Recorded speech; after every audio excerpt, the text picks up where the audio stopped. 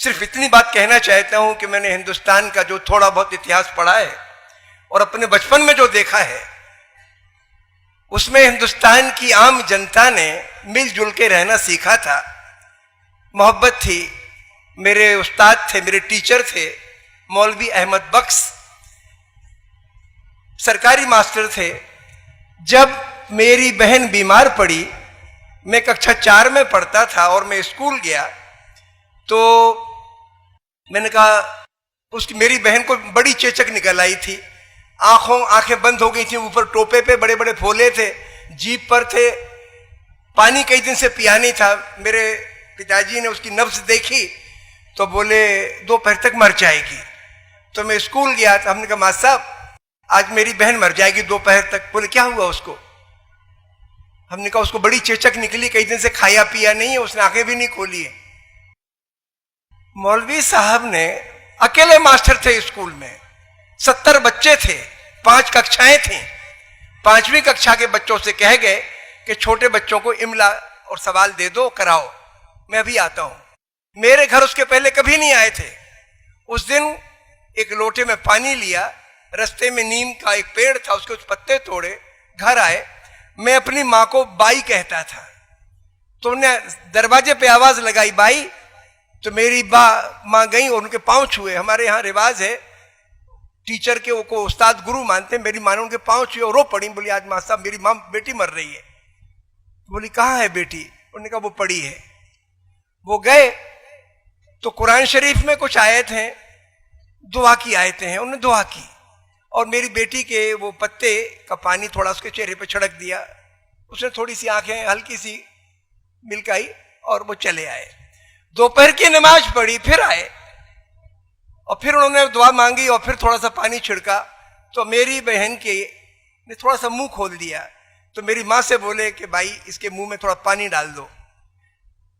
आते रहे 2-3 दिन, वो मेरी बहन ठीक हो गया, आज जिंदा है। ये हमारे हिंदुस्तान की तहजीब है। भूल जाओ राजाओं ने क्या किया, गुंडों ने क्या किया, लुटेरों ने क्या किया। हिंदुस्तान का आवाम तो ये है। 70-80% हिंदुस्तान के मेहनत करने वाले मजदूर, कारीगर और किसान, मैं इनके बारे में कहता हूं, ये देश का नहीं खाते, चाहे किसी मजहब के हों, देश को खिलाते हैं। अगर हमारे अंदर उनके दर्द का एहसास हो जाए तो हम इंसान बन जाए।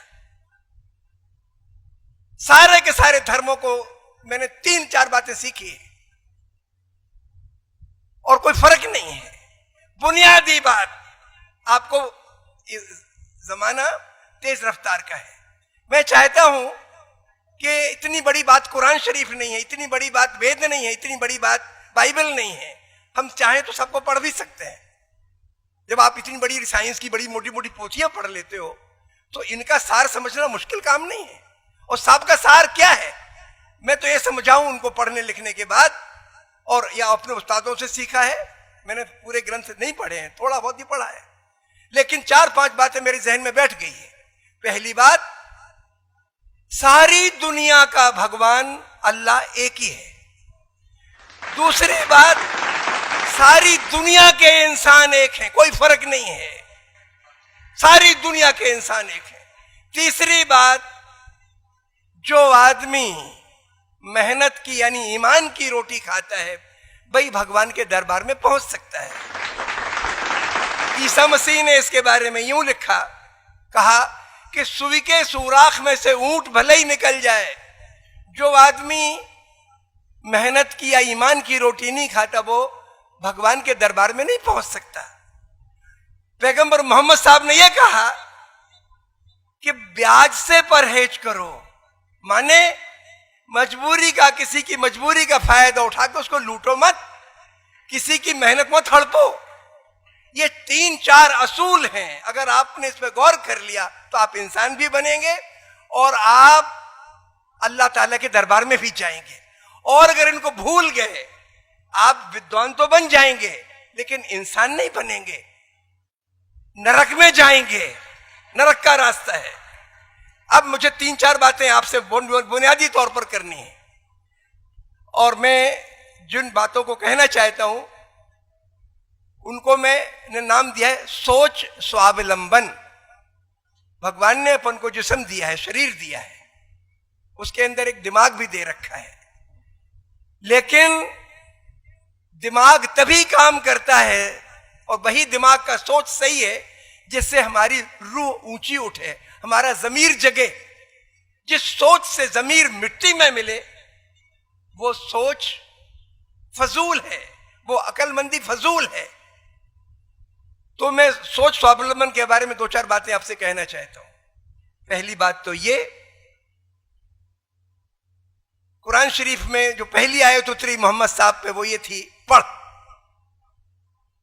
अब उस वक्त तो पढ़ने के लिए कुरान शरीफ तो नहीं थी, पहली आयत थी वो, तो क्या पढ़ो। तो हमारे एक दोस्त ने हमें एक बात अच्छी बताई, उन्होंने कहा कि दुनिया में जो कुछ है उसको पढ़ो, लेकिन मोहम्मद साहब ने एक खुलासा किया, उसका बहुत गजब का खुलासा है।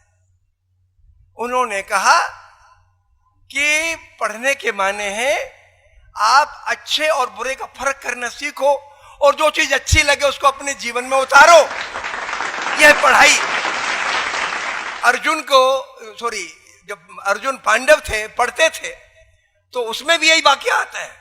उसमें हुआ ये कि उनके गुरु थे द्रोणाचार्य। द्रोणाचार्य ने लिख दिया सत्य बोलो, झूठ और चोरी ना करो, ऐसा संस्कृत का एक वाक्य था जिसके माने थे सच बोलो और चोरी ना करो। अगले दिन बच्चों से पूछा, किसी ने सबक याद हो गया? सबने कहा जी याद हो गया। युधिष्ठिर से पूछा तुम्हें याद हो गया? बोले नहीं हुआ। तो उन्होंने कहा बड़ा गंवार लड़का है, इसकी या तो याददाश्त कमजोर है या इसका दिल नहीं लगता। कई दिन गुजर गए, हफ्ता 10 दिन गुजर गए, तो बाद में फिर पूछा तुझे याद हुआ क्या? बोले आधा याद हुआ। बोले सुनाओ, आधा सुनाओ। सच बोलो। बोले इतना याद नहीं हो, चोरी मत करो। बोले अभी मैं चोरी कर लेता हूं। यानी ये महाभारत का मैं समझता हूं बहुत ही ऊंचा दृष्टांत है जो ये बताता है कि जो चीज आपको ठीक लगे वो आपके व्यवहार में आनी चाहिए। अगर आपको लगता है सच बोलना सही है तो सच्चाई आपकी जबान पर और आपके व्यवहार में आनी चाहिए, वरना सच्चाई उसका कोई मतलब नहीं है।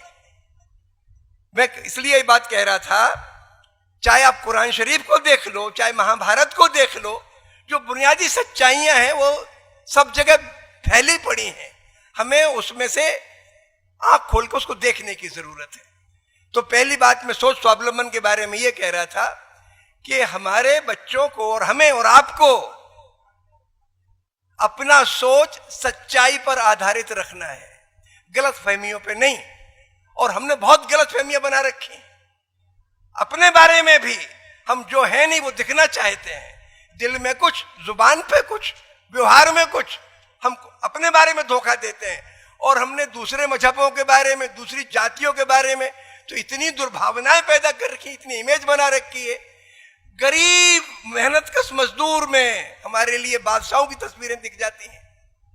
हम हो क्या गया? तो जिसका सोच इमेजेस पर बनी हुई तस्वीरों पर आधारित होगा वो सच्चा तो नहीं हो सकता, और जिस सोच में सच्चाई नहीं होगी वो आपकी आत्मा को मजबूती नहीं दे सकता। तो मैं पहली बात कहता हूं कि आपको अपने दिमाग में जो आपने अलग अलग समुदायों की तस्वीरें बना रखी हैं, अलग अलग जातियों की, अलग अलग मुल्कों की तस्वीरें बना रखी हैं, हटा दो। सच के रास्ते में वो बाधा है, ये बहुत बड़ी बाधा है। अभी हम उबर नहीं पाए इस बीमारी से, आपको उबरने की जरूरत है।